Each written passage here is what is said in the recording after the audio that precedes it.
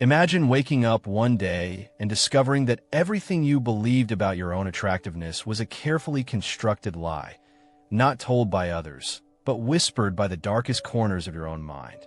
Picture yourself standing before a mirror, seeing the same reflection you've scrutinized for years, yet suddenly realizing that the person staring back possesses a magnetic pull you've been blind to your entire life. This isn't about physical beauty in the conventional sense. This is about something far more profound, far more unsettling.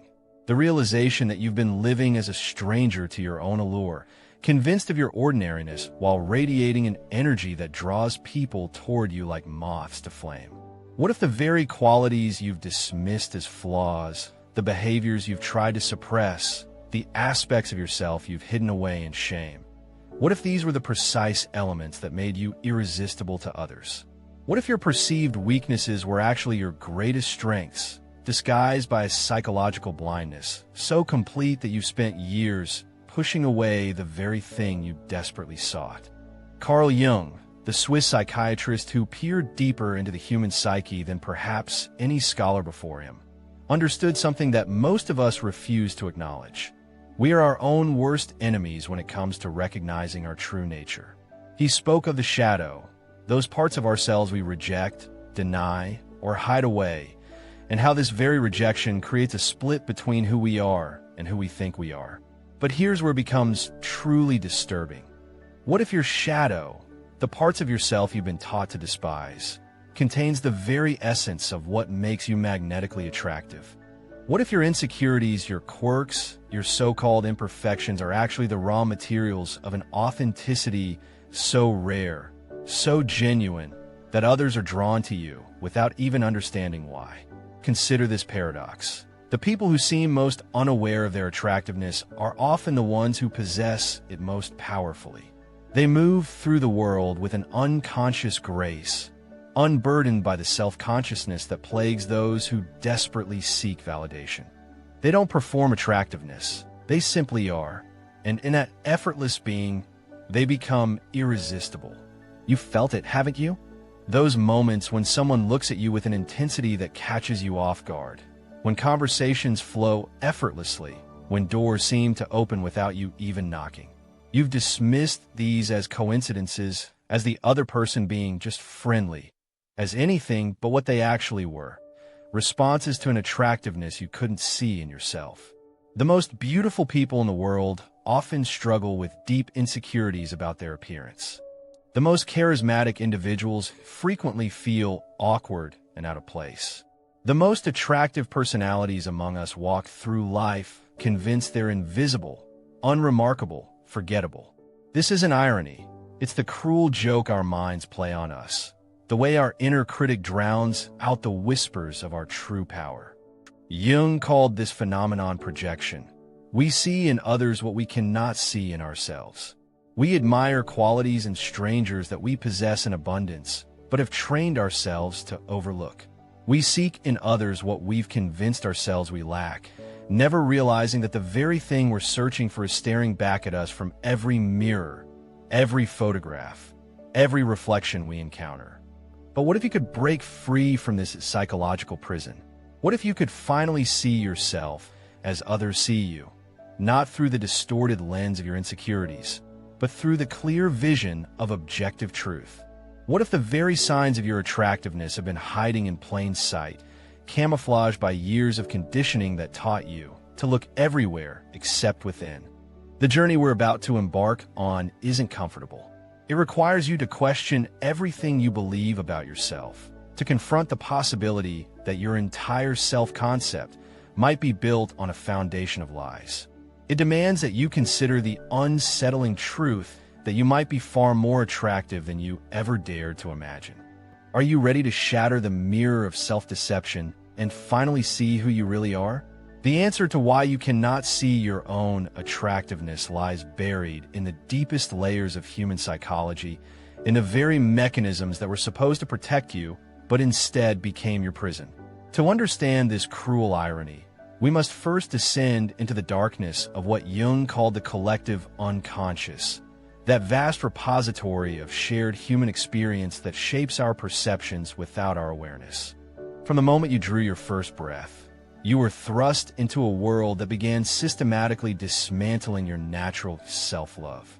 Society, in its infinite wisdom, decided that confidence must be earned, that self-acceptance must be conditional, that your worth as a human being should be determined by external validation rather than internal truth.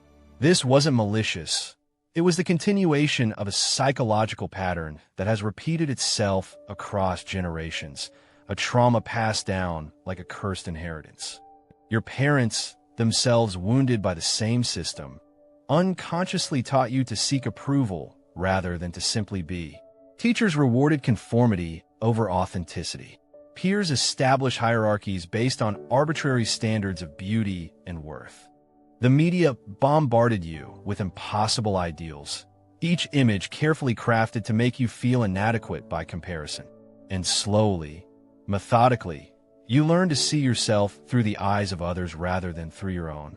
Arthur Schopenhauer, the German philosopher whose pessimistic worldview influenced Jung profoundly, understood that human suffering stems largely from our inability to see reality as it truly is. He wrote about the veil of Maya, the illusion that separates us from truth. When it comes to self-perception, this veil becomes nearly impenetrable. We see ourselves not as we are, but as we believe we should be, filtered through layers of conditioning, comparison, and criticism. Jung took this concept further, introducing the idea of the persona, the mask we wear to navigate social situations. Over time, this mask becomes so familiar that we forget it's not our true face. We begin to identify with the persona, believing that this carefully constructed image is who we really are. Meanwhile, our authentic self, the source of our genuine attractiveness, gets pushed into the shadow, dismissed as unworthy or inappropriate. But here's the psychological trap that most people never escape. The persona is inherently inauthentic, and authenticity is the foundation of true attractiveness. The more perfectly you craft your mask, the more you distance yourself from the very qualities that make you magnetic. You become a skilled performer of attractiveness rather than someone who naturally embodies it. Friedrich Nietzsche, whose concept of the will to power deeply influenced Jung's understanding of human nature, argued that we create our own values and meaning. Yet most of us abdicate this responsibility, allowing others to define our worth for us.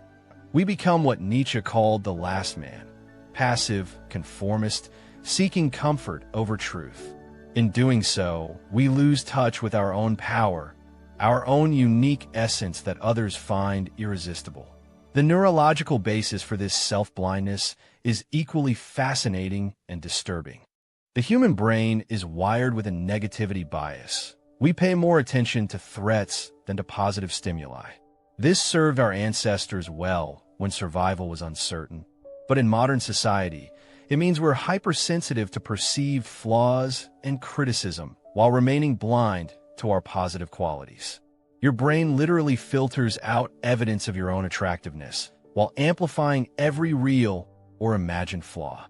Consider the psychological phenomenon of the spotlight effect, the tendency to overestimate how much others notice our appearance and behavior. You walk into a room convinced that everyone is scrutinizing your every move, judging your appearance, finding you lacking. In reality, most people are far too consumed with their own insecurities to pay close attention to yours. The spotlight you feel burning on you is largely imaginary, a product of your own self-consciousness rather than external reality. Jean-Paul Sartre, the existentialist philosopher, spoke of bad faith, the tendency to deny our freedom and responsibility by pretending we have no choice in how we see ourselves. When you insist that you're unattractive, that you lack charisma, that you're forgettable, you're often engaging in bad faith. You're choosing to see yourself through the lens of limitation rather than possibility, comfort rather than truth. Viktor Frankl, a Holocaust survivor and psychiatrist, discovered that even in the most horrific circumstances, humans retain the freedom to choose their attitude toward their situation. Yet most of us surrender this freedom when it comes to self-perception, allowing past experiences, current circumstances, and social conditioning to determine how we see ourselves. We become prisoners of our own negative self-concept, unable to recognize the very qualities that make us attractive to others. The cultural dimension of this problem runs even deeper. We live in a society that profits from your insecurity, that has turned self-doubt into a multi-billion-dollar industry. Every advertisement, every social media post, every beauty standard is designed to make you feel inadequate so that you'll buy products, services, or experiences to fix what was never broken in the first place. But perhaps the most insidious aspect of this psychological prison is how it perpetuates itself. The less attractive you believe you are, the more self-conscious you become. The more self-conscious you become, the more you retreat from authentic self-expression. The more you retreat from authenticity, the more you lose touch with the very qualities that make you magnetic. It becomes a downward spiral, a self-fulfilling prophecy that confirms your worst fears about yourself. The question that haunts us now is this: if these forces are so powerful, so pervasive, so deeply embedded in our psychology and culture, how can anyone escape them? How can you break free from a prison you didn't even know you were in? The answer lies in understanding that this very blindness to your own attractiveness creates consequences so profound, so far-reaching, that recognizing them becomes the first step toward freedom. The tragedy of not recognizing your own attractiveness extends far beyond mere self-esteem issues or missed romantic opportunities. It represents a fundamental disconnection from your authentic self that ripples through every aspect of your existence, creating a life that feels perpetually out of focus, like trying to see clearly through a fogged mirror. When you cannot see your own magnetic qualities, you unconsciously sabotage the very connections you desperately crave. You enter relationships from a position of scarcity rather than abundance, convinced that you must earn love rather than simply receive it. This creates what psychologists call anxious attachment, a desperate clinging to others that paradoxically pushes them away. You become so focused on not losing someone that you forget to be the person they were attracted to in the first place. The neural pathways in your brain literally rewire themselves around this false self-concept. Every time you dismiss a compliment, every time you assume someone is just being nice, every time you attribute someone's interest to anything other than your genuine appeal, you strengthen the neural networks that support your negative self-image. Your brain becomes a well-oiled machine for rejecting evidence of your own attractiveness, creating what cognitive psychologists call confirmation bias on a profound level. But the consequences reach deeper than individual relationships. When you cannot recognize your own magnetic qualities, you develop what Jung called an inferiority complex, not just feeling inferior, but organizing your entire personality around this perceived inadequacy. You begin to overcompensate in ways that actually diminish your natural appeal. You try too hard, laugh too loudly, agree too quickly, disappear too completely. The effort to appear attractive becomes the very thing that makes you less so. Consider how this plays out in your professional life. Unable to recognize your own charisma and competence, you shrink from opportunities that require you to be seen, to be noticed, to take up space. You volunteer for the background roles, the supporting positions, the places where your perceived inadequacy won't be exposed. Meanwhile, less capable but more confident individuals advance around you. Not because they're more talented, but because they're not carrying the psychological burden of believing they're fundamentally flawed. The social consequences are equally devastating. You become what sociologists call a peripheral participant in your own life. Present but not fully engaged, included but not central, liked but not truly seen. You develop sophisticated strategies for deflecting attention, for minimizing your presence, for making yourself small in rooms where you deserve to shine.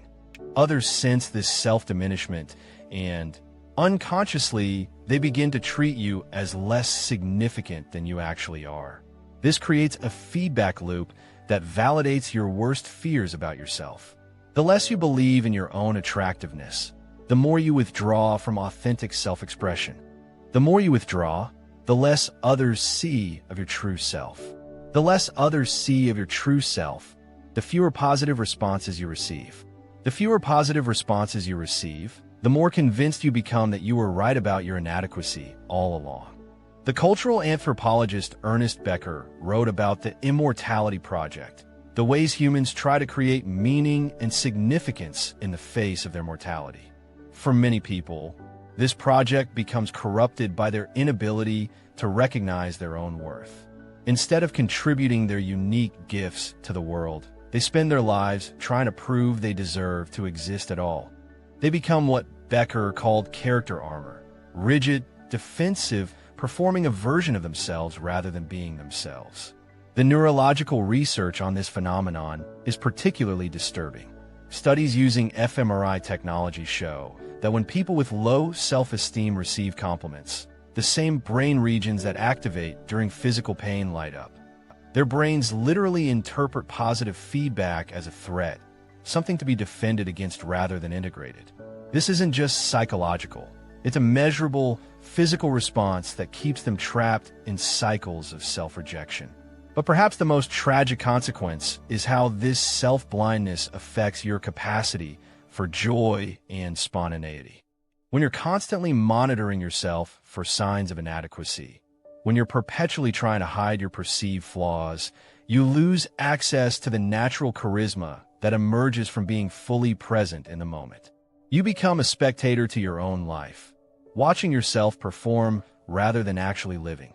The shadow psychology here is particularly cruel. The very qualities that make you most attractive, your vulnerability, your imperfections, your humanity, are the ones you work hardest to hide. You present a sanitized version of yourself, believing this is what others want to see, not realizing that this artificial persona is precisely what makes you forgettable. People are drawn to authenticity, to the raw, unpolished aspects of human nature that remind them of their own humanity. This creates what psychologists call the paradox of attractiveness. The harder you try to be attractive, the less attractive you become. The more you attempt to hide your flaws, the more artificial and distant you appear. The more you seek validation, the more you repel the very people whose approval you crave. It's a psychological trap that keeps you running on a hamster wheel of self-improvement that never actually improves how you feel about yourself. The economic consequences are equally staggering. Research shows that people who are comfortable with their own attractiveness earn significantly more money over their lifetimes, not because they're more skilled, but because they're more willing to negotiate, to take risks, to put themselves forward for opportunities. They don't undersell themselves because they don't believe they're worth less than they are. Meanwhile, you may find yourself trapped in a pattern of chronic underearning, not because you lack ability, but because you lack the fundamental belief in your own worth that would allow you to demand what you deserve. You accept less than your worth because you believe you are less than your worth. The time has come to recognize that this isn't just about feeling better about yourself. It's about reclaiming your right to exist fully, to take up space, to be seen and appreciated for who you truly are. The rebellion against this psychological prison begins with understanding that everything you've believed about your own attractiveness might be the greatest lie you've ever told yourself. But how do you fight an enemy you can't see? How do you break free from chains you didn't know you were wearing? The answer lies in a radical shift in perspective that will challenge everything you thought you knew about yourself and your place in the world. The rebellion against your own psychological prison begins with a single revolutionary act. You must learn to see yourself as a stranger would, not through the distorted lens of your history, your insecurities, or your carefully cataloged flaws, but through the eyes of someone encountering you for the first time, unburdened by the weight of your self-judgment. This isn't about positive thinking or affirmations. Those are merely band-aids on a wound that requires surgery. This is about fundamentally rewiring your relationship with reality itself. Jung called this process individuation, the journey towards psychological wholeness where you reclaim the parts of yourself you've rejected or denied. But to begin this journey, you must first commit an act of radical defiance against your own mind. The first step in this rebellion is to recognize that your inner critic isn't you. It's a collection of other people's voices that have taken up residence in your head. That harsh judgment you hear when you look in the mirror, it's your mother's anxiety about appearance, your father's fear of standing out, your peers' need to establish hierarchy, your culture's obsession with impossible standards. These aren't your authentic thoughts. They're psychological parasites that have convinced you they're protecting you while slowly draining your life force. Consider the story of Maya Angelou, who spent years of her childhood believing she was ugly and worthless after experiencing trauma that left her mute for 5 years. Yet she became one of the most magnetic, influential voices of her generation. Her transformation didn't happen through denying her pain or pretending she was perfect. It happened through embracing her entire story, the beautiful and the broken, and recognizing that her perceived flaws were actually the source of her extraordinary depth and authenticity. This is the first paradox of true attractiveness. Your wounds, when integrated rather than hidden, become your greatest strengths. The very experiences that made you feel broken are what give you the capacity for empathy, depth, and genuine connection that others find irresistible. But you can only access this power when you stop trying to be perfect and start being real. The practical work of rebellion begins with what psychologists call cognitive restructuring, but not in the way you might expect. Instead of fighting your negative thoughts, you must learn to observe them with the detachment of a scientist studying an interesting phenomenon. When you catch yourself dismissing a compliment, instead of forcing yourself to accept it, simply notice, interesting. My mind is rejecting positive feedback again. I wonder what it's trying to protect me from. This creates what Viktor Frankl called self-transcendence, the ability to step outside your immediate experience and observe it from a higher perspective. You begin to see that your self-concept is not a fixed truth, but a changeable story you've been telling yourself. And if it's a story, that means you have the power to rewrite it. The ancient Stoic philosopher Epictetus, who was born into slavery and understood oppression intimately, taught that while we cannot control external events, we have complete control over our responses to them. This principle becomes revolutionary when applied to self-perception. You cannot control how you look, but you can control how you interpret what you see. You cannot control others' opinions, but you can control how much weight you give them. But here's where the rebellion becomes truly radical. You must begin to act as if you already possess the attractiveness you seek. This isn't fake it till you make it. It's recognizing that attractiveness is largely a state of being rather than a physical attribute. When you move through the world with the quiet confidence of someone who knows their worth, when you speak with the authority of someone who has something valuable to contribute, when you listen with the presence of someone who isn't desperately seeking approval, you become irresistible. The neuroscience supports this approach. Research shows that when you deliberately adopt confident postures, your brain actually changes its chemistry, increasing testosterone and decreasing cortisol. When you practice what psychologist Amy Cuddy calls power posing, standing tall, taking up space, making eye contact, you don't just appear more attractive, you literally become more attractive by changing your internal state. But the most profound aspect of this rebellion is learning to love your imperfections rather than hide them. The Japanese concept of wabi-sabi, finding beauty in imperfection and impermanence, offers a radical alternative to Western perfectionism. Your scars, your quirks, your asymmetries, your awkward moments. These aren't flaws to be corrected, but unique signatures that make you memorable and human. Consider how this plays out in conversation. Instead of trying to say the perfect thing, you begin to speak from genuine curiosity and interest. Instead of monitoring yourself for mistakes, you become fully present with the person in front of you. This shift from self-focused to other-focused attention is magnetic because it's so rare. Most people are so caught up in how they're being perceived that they forget to actually perceive others. The rebellion also requires you to reclaim your right to take up space. You must practice what Jung called active imagination, consciously engaging with the parts of yourself you've suppressed. If you've been hiding your intelligence, start speaking up in meetings. If you've been dimming your light to make others comfortable, start shining brighter. If you've been apologizing for your existence, start celebrating it. This process isn't comfortable. As you begin to recognize your own attractiveness, you'll face what psychologists call resistance, an internal backlash against change. Your mind will try to convince you that you're being arrogant, that you're setting yourself up for disappointment, that you're safer staying small. This resistance is actually a sign that you're moving in the right direction. It means you're threatening the psychological structures that have kept you imprisoned. The final aspect of this rebellion is perhaps the most difficult. You must learn to receive love, admiration, and attraction without deflecting it. You must practice what therapists call positive regard tolerance, the ability to accept good things about yourself without immediately negating them. This might be the hardest skill to develop, but it's also the most transformative.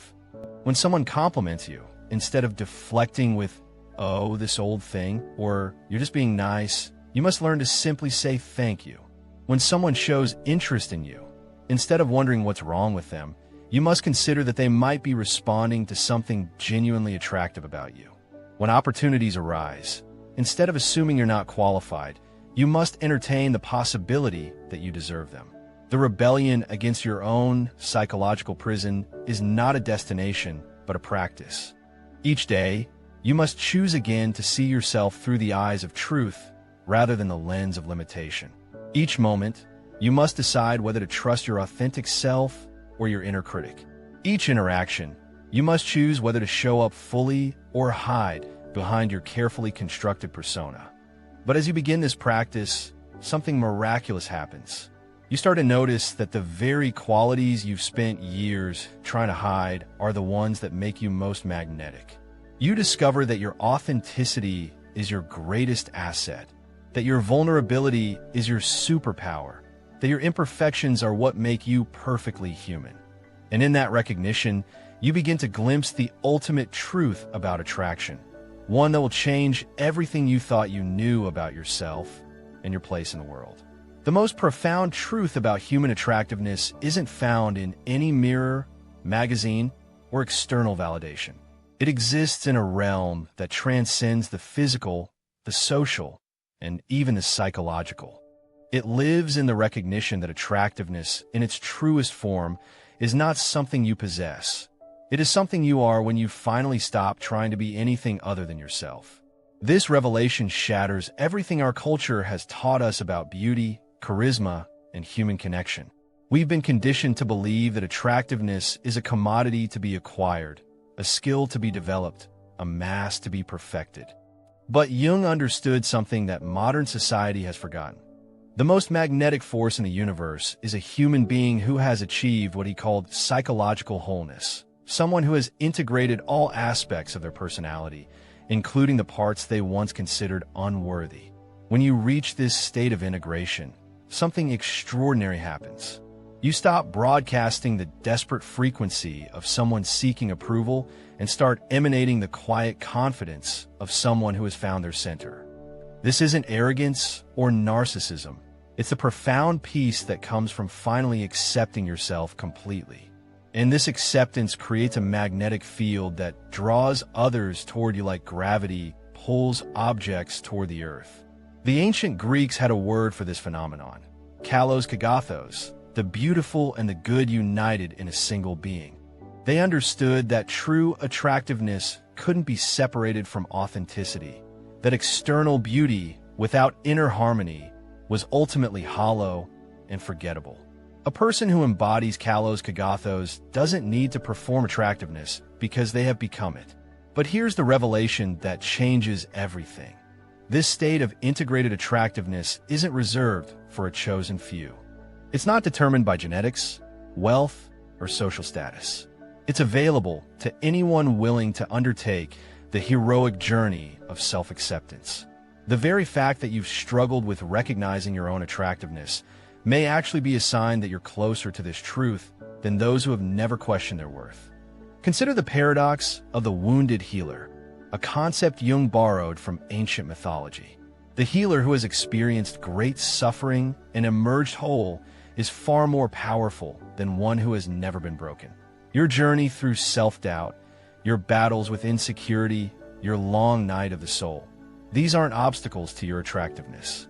They're the very experiences that have given you the depth, empathy, and authenticity that others find irresistible. This is why the most magnetically attractive people often seem slightly wounded, slightly mysterious, slightly imperfect. They carry within them the wisdom that comes from having traveled to the depths of their own psyche and returned with treasures. They've learned to love their shadows, to embrace their complexities, to find beauty in their brokenness. And in doing so, they've discovered the secret that our image-obsessed culture desperately wants to hide. Vulnerability is the ultimate aphrodisiac. The neurological research on this phenomenon is stunning. When people observe someone being genuinely vulnerable, sharing real struggles, admitting mistakes, showing authentic emotion, the mirror neuron systems in their brains activate intensely. They literally feel more connected to that person than they do to someone presenting a perfect facade.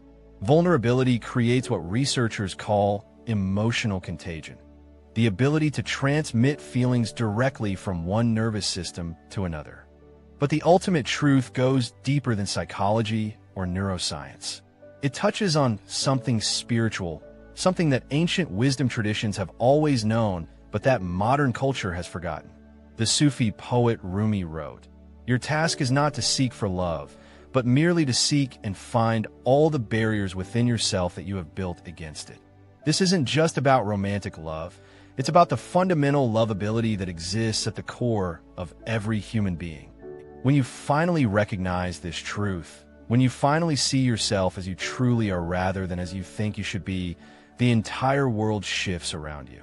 People begin to treat you differently, not because you've changed how you look, but because you've changed how you feel about yourself. You discover that attraction was never about meeting external standards. It was about radiating the inner light that was always there, waiting to be acknowledged. The signs of your attractiveness that you've been blind to suddenly become impossible to ignore. The way people's eyes linger on you when they think you're not looking. The way conversations naturally center around you, not because you're demanding attention, but because you're genuinely present. The way others seek your opinion, your comfort, your company. The way doors open, opportunities arise, connections form with an ease that once seemed impossible. You realize that attractiveness isn't about perfection, it's about presence. It's not about having all the answers, it's about being comfortable with the questions.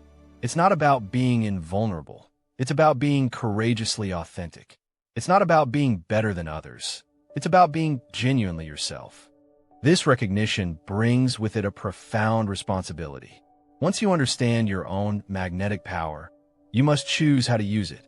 Will you wield it with wisdom and compassion, or will you fall into the trap of believing that your worth comes from others' attention? Will you use your attractiveness to lift others up, or will you use it to feed your ego?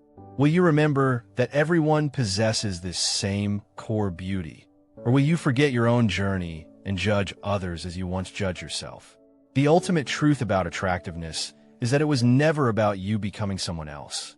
It was always about you becoming more fully yourself. It was never about fixing what was broken. It was about recognizing that what you thought was broken was actually the very thing that made you whole. It was never about earning love. It was about remembering that you were born worthy of it. Standing here at the end of this journey, looking back at the path you've traveled, you can see now that every moment of self-doubt, every experience of rejection, every night spent wondering if you were enough, all of it was leading you to this moment of recognition. You are not just attractive. You are attractiveness itself, embodied in human form, walking through the world with the power to heal, to inspire, to transform simply by being who you are. The mirror no longer reflects a stranger. The person looking back at you is someone you finally recognize, someone you've always been, waiting patiently for you to come home to yourself. And in that homecoming, you discover that the most attractive thing about you is never your appearance, your achievements, or your ability to please others. It was your willingness to be vulnerable, to be real, to be beautifully, imperfectly, magnificently human. This is your invitation to step into that truth. This is your moment to finally see yourself as you truly are. This is your time to shine. Imagine waking up one day and discovering that everything you believed about your own attractiveness was a carefully constructed lie, not told by others, but whispered by the darkest corners of your own mind. Picture yourself standing before a mirror, seeing the same reflection you've scrutinized for years, yet suddenly realizing that the person staring back possesses a magnetic pull you've been blind to your entire life. This isn't about physical beauty in the conventional sense. This is about something far more profound, far more unsettling. The realization that you've been living as a stranger to your own allure, convinced of your ordinariness while radiating an energy that draws people toward you like moths to flame. What if the very qualities you've dismissed as flaws, the behaviors you've tried to suppress, the aspects of yourself you've hidden away in shame, what if these were the precise elements that made you irresistible to others? What if your perceived weaknesses were actually your greatest strengths, disguised by a psychological blindness, so complete that you've spent years pushing away the very thing you desperately sought? What if your insecurities, your quirks, your so-called imperfections are actually the raw materials of an authenticity so rare, so genuine, that others are drawn to you without even understanding why? Consider this paradox. The people who seem most unaware of their attractiveness are often the ones who possess it most powerfully. They move through the world with an unconscious grace, unburdened by the self-consciousness that plagues those who desperately seek validation. They don't perform attractiveness, they simply are, and in that effortless being, they become irresistible. You've felt it, haven't you? Those moments when someone looks at you with an intensity that catches you off guard, when conversations flow effortlessly, when doors seem to open without you even knocking. You've dismissed these as coincidences, as the other person being just friendly, as anything but what they actually were, responses to an attractiveness you couldn't see in yourself. The most beautiful people in the world often struggle with deep insecurities about their appearance. The most charismatic individuals frequently feel awkward and out of place. The most attractive personalities among us walk through life convinced they're invisible, unremarkable, forgettable. This isn't irony. It's the cruel joke our minds play on us, the way our inner critic drowns out the whispers of our true power. Jung called this phenomenon projection. We see in others what we cannot see in ourselves. We admire qualities in strangers that we possess in abundance, but have trained ourselves to overlook. We seek in others what we've convinced ourselves we lack, never realizing that the very thing we're searching for is staring back at us from every mirror, every photograph, every reflection we encounter. But what if you could break free from this psychological prison? What if you could finally see yourself as others see you, not through the distorted lens of your insecurities, but through the clear vision of objective truth? What if the very signs of your attractiveness have been hiding in plain sight, camouflaged by years of conditioning that taught you to look everywhere except within? The journey we're about to embark on isn't comfortable. It requires you to question everything you believe about yourself, to confront the possibility that your entire self-concept might be built on a foundation of lies. It demands that you consider the unsettling truth that you might be far more attractive than you ever dared to imagine. Are you ready to shatter the mirror of self-deception and finally see who you really are?